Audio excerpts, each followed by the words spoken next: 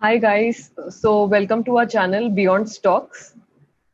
So आज जैसे कि हमने आपको लास्ट rebranding वीडियो में बताया था, we would be covering the latest news. So a lot of people were asking us कि आज Reliance का share price इतना क्यों गिर गया? It almost touched the lower circuit as you have seen. So आज के वीडियो में हम उसके बारे में बात करने वाले हैं कि ऐसा क्यों हुआ. So there are a lot of reasons which we think is true. So these are purely our opinion, that is my and Shivam's opinion. So you might have a different opinion, but do listen to the video till the end to know why do we think that आज Reliance का price क्यों गिरा proper. So we have taken this snapshot from Money Control. As you can see here, कल का Reliance का share price था 1877.45, which is almost a 8.62% fall from the previous day price.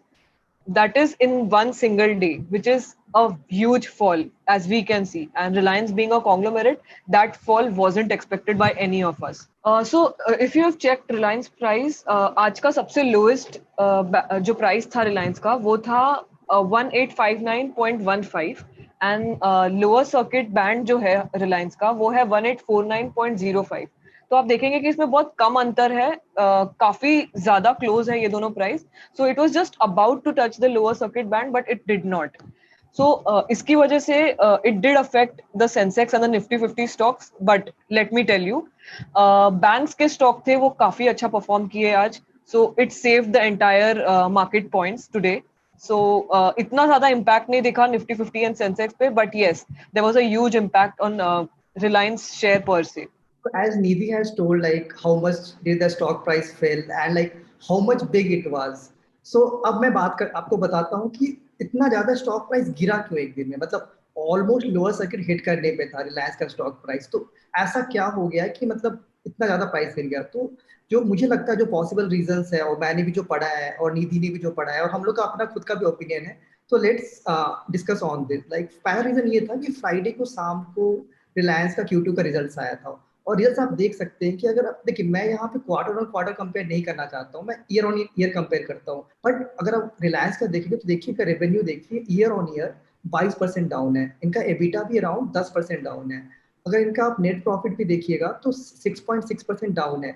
और अगर आप प्रॉफिट बिफोर टैक्स देखिएगा तो 15% down है. मतलब अगर आप देखिए तो ओवरऑल इकोनॉमी सही हो रही है. बहुत सारी कंपनीज अच्छी अर्निंग्स, मतलब ऑलमोस्ट प्री कोविड लेवल्स, मतलब जो कोविड से पहले हुआ करता था वैसे अर्निंग्स आ रहे हैं. पर रिलायंस का अभी भी मतलब अर्निंग्स आप और रेवेन्यू देखेंगे तो अभी भी मतलब प्री कोविड लेवल नहीं पहुंचा अभी तक.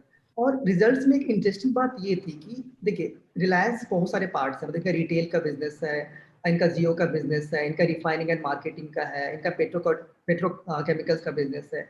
तो अगर आप रिजल्ट्स में देखेंगे तो इनका रिटेल ने अच्छा किया है और इवन जियो ने अच्छा किया है. बट इशू कहाँ पे आ रही है? इनका इशू आ रहा है रिफाइनिंग एंड मार्केटिंग पे.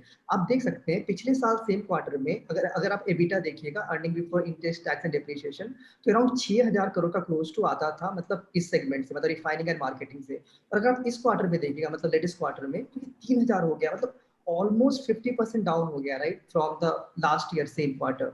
और इनका मार्जिन भी देखिए, जो 9.4% हुआ करता था इस सेगमेंट में, वो 5.7% हो गया है, जो कि बहुत ज्यादा फॉल है. और इनका मतलब रिफाइनिंग एंड मार्केटिंग से रिलायंस को बहुत ज्यादा प्रॉफिट मिलता है. और इस यहाँ प्रॉफिट ऑलमोस्ट हाफ हो गया है, राइट. और जैसे आपको पता होगा ऑयल के प्राइसेस है वो सब, मतलब क्रूड ऑयल के प्राइस जो है वो बहुत ही कम हो गया है और अभी फ्लक्चुएट कर रहा है बहुत, मतलब हमेशा फ्लक्चुएट करते रहता है. तो उससे इम्पैक्ट पड़ रहा है रिलायंस पे. और रिलायंस का एक और इम्पॉर्टेंट बिजनेस है जो कि पेट्रोकेमिकल्स का है, जो जहाँ पे बेसिकली वो केमिकल्स बनाते हैं पेट्रोलियम से. तो यहाँ पे अगर आप देखिएगा एबिटा देखिएगा तो last year same quarter around 8,900, मतलब 9,000 करोड़ का यहाँ से एबिटा आ रहा था. और आप इस साल सेम क्वार्टर देखिए अराउंड 6,000 करोड़ हो गया है. तो यहाँ भी बहुत ज्यादा फॉल हुआ है अर्निंग्स में. मतलब पेट्रोकेमिकल्स और जो पिछले रिफाइनिंग और जो मार्केटिंग का बिजनेस था, इसमें बहुत ही ज्यादा रेवेन्यू भी कम हुआ है, प्लस यहाँ पे अर्निंग से बहुत ज्यादा कम हुआ है.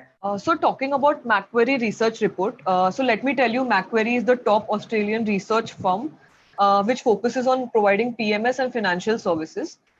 So according to their report, which we went through, it stated that Reliance has a fair valuation at rupees 1195. So they have indicated a risk of 42% from its Friday's close price of 2054. So it is not a fall of 42%, but it is a downside risk which they have shown in their report कि आने वाले price पे और Friday का जो close price था 2054 उस पे 42% का डाउनसाइड रिस्क और है. So apart from that, RIL के लिए Macquarie ने एक 12-month target भी दिया है, which is 1320. So the current price is around 1800, but now they have given a target of 1320. तो इसका एक मुझे लगता है कि फ्यूचर ग्रुप का डील भी है. तो फ्यूचर ग्रुप मतलब पहले न्यूज आया था कि मतलब न्यूज का ऑफिशियल था बेसिकली ये कि फ्यूचर ग्रुप ने डील कर लिया था रिलायंस के साथ, जिसमें वो सारे मतलब फ्यूचर ग्रुप के जो सारे एसेट्स है, बिग बाजार, ये सब बेचना चाह रहे रिलायंस को. बट बीच में क्या हुआ कि अमेजन आ गए और अमेजन ने बेसिकली अमेजन ट्राई कर रही है ब्लॉक करने का इस डील को. अमेजन ने मतलब इस वीकेंड ही मैंने एक न्यूज पढ़ा था कि अमेजन मतलब सेबी को और बीएसई को बोल रही है कि ये डील को अप्रूव नहीं करने के लिए अभी के लिए. तो इससे भी प्रेशर आ रहा है स्टॉक प्राइस से, मतलब एक और नेगेटिव ऐड हो जा रहा है. So basically, if you talk about Reliance Industry as a company, so हम सभी को पता है it's a conglomerate, it's doing really great, it is entering into a lot of new sectors, it has a lot of potential, it has cash. So also Mukesh Ambani, he's the Mota Bhai of Indians. So according to us, this price might be a very good opportunity for you to enter right now in RIL, because we don't think that this price would ever come again.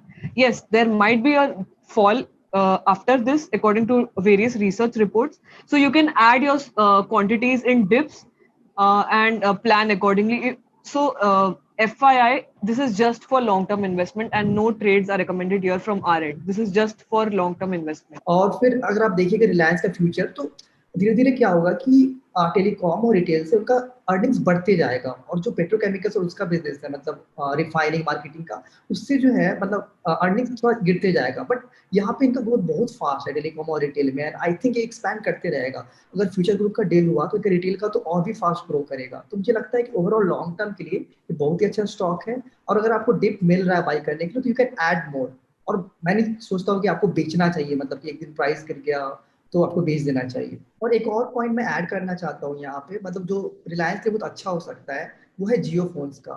So Google ने मतलब 3-4 महीने पहले invest किया था इसमें, मतलब जियो में actually, मतलब कुछ परसेंट स्टेक के लिए. तो उसका मतलब मेन पार्टनरशिप का ये मतलब ये एम है रिलायंस के लिए कि they should come up with Android phones, because Android तो गूगल का है. और गूगल का यहाँ मतलब Google will be helping Reliance in basically making Jio phones with Android.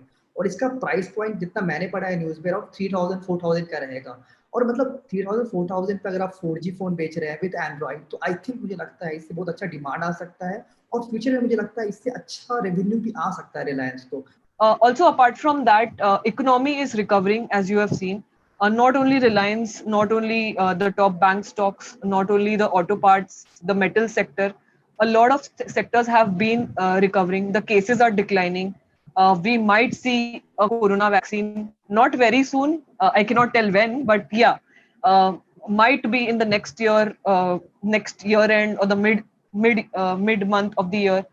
So I think everything is falling into place and economy is coming back to normal, and hope so everything is going good, and we would see the markets are as usual while it was running pre-COVID. So let's hope for the best. And adding to Nidhi's point on economy recovering, तो मैं एक और चीज add करना चाहूंगा यहाँ पे कि जैसे इकोनॉमी रिकवर करेगा, तो जैसे मैंने आपको पहले बताया था कि इनका जो पेट्रोकेमिकल्स का बिजनेस और रिफाइनिंग और मार्केटिंग का बिजनेस वो खराब कर रहा है. तो मुझे लगता है इससे इकोनॉमी रिकवर करने लगेगा, और लोग जैसे जैसे ज्यादा जाएंगे, ज्यादा ट्रैवल करेंगे और ज्यादा मतलब खरीदेंगे सामान ये सब. तो मुझे लगता है कि वो जो बिजनेस खराब कर रहा है वो भी अच्छा रिकवर करेगा अगले क्वार्टर्स में जाके. सो अगर आप क्वार्टर टू क्वार्टर देखेंगे तो ऑलरेडी रिकवरी अच्छा हो रहा है. मुझे लगता है नेक्स्ट क्वार्टर और ज्यादा अच्छा रिकवर करेगा, और मुझे लगता है 2-3 क्वार्टर बाद ऑलमोस्ट प्री कोविड लेवल पे पहुंच भी जाए, ये भी हो सकता है. तो उसमें इंप्रूवमेंट आने का बहुत चांस है. तो ओवरऑल नंबर लॉन्ग टर्म मुझे लगता है कि अच्छा बढ़ेगा. मतलब शॉर्ट टर्म में हाँ इम्पैक्ट पड़ रहा है और पड़ेगा भी, क्योंकि मतलब इनका ऑयल का क्रूड ऑयल का बिजनेस है जो कि इसका प्राइस इम्पैक्ट हुआ है. But over long term I think the stock should do well. So thank you guys for watching the video. Do like, subscribe, and press the bell icon below so that you don't miss any of our videos. Also, one request: if you have any kind of recommendations for our video, or if you want any kind of stocks which you want us to review, or any kind of news which you want to share our views on, please feel free to share it on the comments below, and we would be happy to share that with you all. Bye bye. Bye bye. Thank you. Thank you.